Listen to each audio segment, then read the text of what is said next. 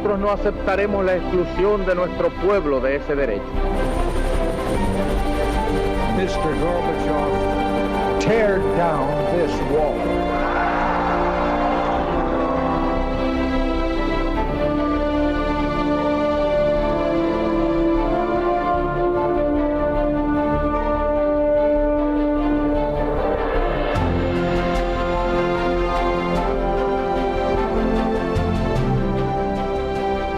Buenas noches, señoras y señores. Bienvenidos a Tiempos Modernos.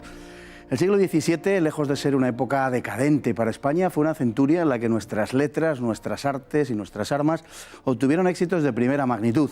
En los mares, la flota hispana seguía dominando sobre sus enemigos hasta bien cruzada la mitad de la centuria, pese a que la nómina de estos era bien nutrida.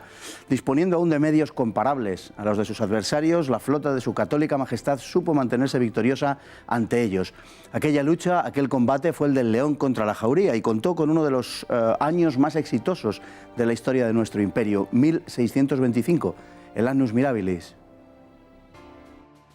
Tras la victoriosa guerra librada contra Inglaterra y que culminara en 1604 con el Tratado de Londres, los años que siguieron no fueron menos victoriosos, pese a la magnitud del empeño imperial. Enemistada España con el Imperio Otomano y los piratas berberiscos, había de hacer frente, además, a la enemiga de ingleses y franceses, holandeses y chinos, suecos y venecianos. No obstante, en esos comienzos del siglo XVII se inauguró un tiempo de relativa paz. Relativa porque los holandeses hicieron todo lo posible para no dar respiro a Madrid durante la primera década del siglo. Aunque España forzó en 1609 la tregua de los 12 años que llegaría hasta el final del reinado de Felipe III, serían los holandeses quienes tomaran la ofensiva a continuación. En 1614, una flota de los Países Bajos atacó las costas filipinas y posteriormente otra las de África, ahora que las coronas de Portugal y España las teñía la monarquía católica. Aprovecharon esos primeros momentos de debilidad para tomar posesión de la costa de Guyana, peor defendida que las zonas controladas por Castilla.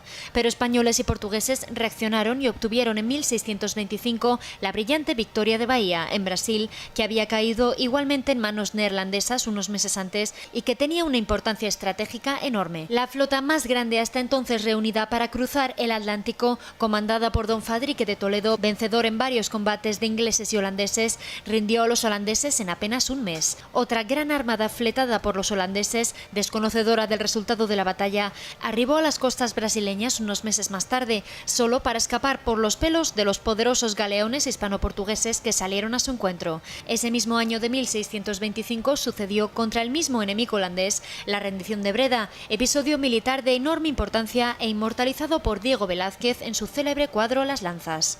Otro gran acontecimiento militar acaeció ese año, el fracaso anglo-holandés en conquistar Cádiz, que terminó en desastre para las naves protestantes. El rey inglés Carlos I había alentado la guerra contra España desde el mismo momento en que ascendió al trono y auspició aquella flota que puso al mando de Sir Edward Cecil. En noviembre de 1625, sus naves se estrellaron contra la férrea defensa de la ciudad gaditana a cargo de Fernando Girón, gobernador de la plaza, y del duque de Medina Sidonia, hijo de quien encabezase la Gran Armada en 1588 y que dirigió desde Jerez las operaciones con gran brillantez. El resultado fue la pérdida de unas 30 naves para la flota atacante. El revés, aunque posteriormente minusvalorado, tuvo una importancia capital, cuyas consecuencias no pueden soslayarse, pues se trataba de hundir la armada española y de capturar la flota de Indias. Los holandeses terminaron hastiados de la incompetencia naval inglesa y rompieron con ellos, y además el rey Carlos I de Inglaterra fue duramente recriminado por el Parlamento inglés y tuvo que renunciar a la guerra con España, que constituía el núcleo de todos sus planes. Para España fue la culminación de lo que se consideró el Annus Mirabilis,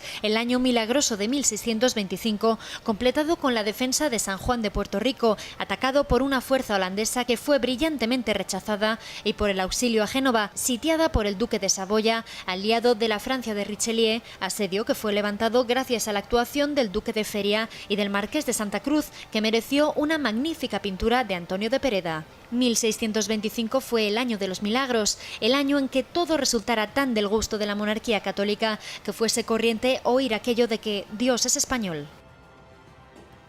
Don Agustín Rodríguez, muy buenas noches, académico de la historia, ya lo hemos contado en algún caso, prolífico escritor también, que nos trae hoy este volumen El León contra la Jauría, batallas y campañas navales españolas de 1621 a 1640. Un libro magnífico sobre una época relativamente poco conocida de los éxitos españoles, porque ya se supone que a esas alturas España era una especie de vertedero de desgracias, lo cual estaba muy lejos de ser cierto. Y por eso en este libro se recogen unas cuantas acciones de ese tipo, realmente todas aquellas campañas.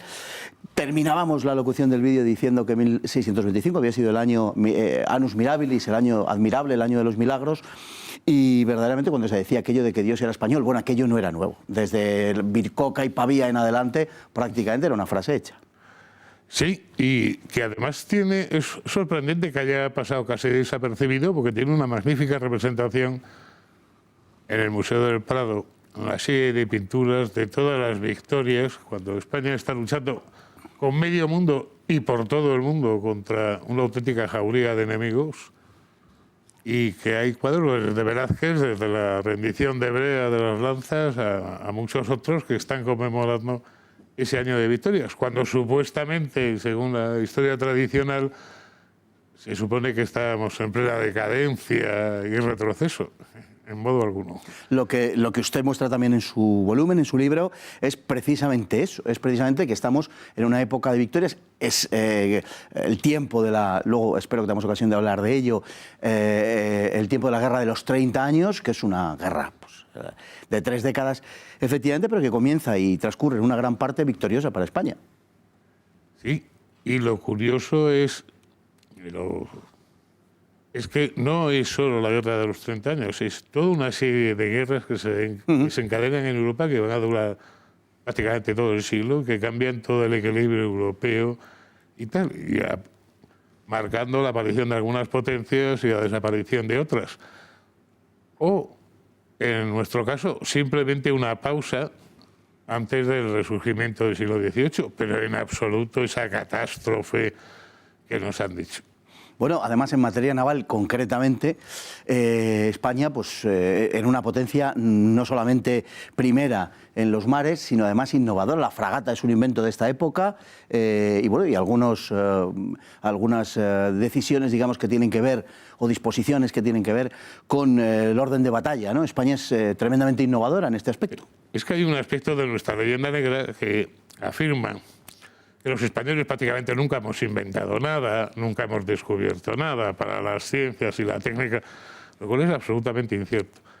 De hecho, el buque llamado fragata es inventado en España con una larguísima investigación que empieza ya con Álvaro de Bazán, padre e hijo, que son los que empiezan a experimentar cuál es el tipo de buque más adecuado, combinando cosas, y que justo a comienzos del siglo XVII es cuando ya por fin cristaliza en la Armada de Flandes, que es como los tercios también un poco la vanguardia, la punta de lanza, lo mismo que los tercios para el ejército, es la Armada de Flandes para la Armada. Y en materia y estrategia naval, en ambas cosas, la unión con Portugal, que teóricamente nos debía o podía habernos hecho más fuertes, en parte seguramente lo hizo, pero en parte también ofreció un flanco mayor a los enemigos. Sí, sobre todo porque además el Imperio Portugal, aunque enorme, tiene una característica muy curiosa, que los portugueses, tal vez por su baja población y tal, habían cogido un modo de colonización más propio de los fenicios. Establecimientos comerciales, pero con muy poquita gente, sin llegar a colonizar el interior, mientras que los españoles habíamos colonizado más como romanos, intentando convertir a la gente y hacerlo. Entonces, claro, el imperio portugués era muy rico, muy extenso, pero era muy frágil y muy difícil de defender.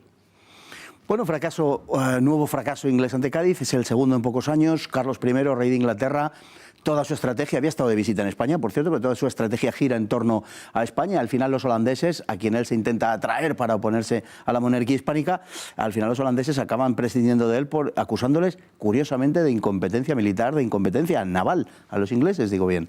Es curioso que muchas historias navales inglesas no se cita para nada el episodio de Cádiz, ni de esta guerra, porque rompe con la imagen que ellos mismos han engrandecido y mitificado de los ingleses siempre triunfadores, de los españoles en los mares.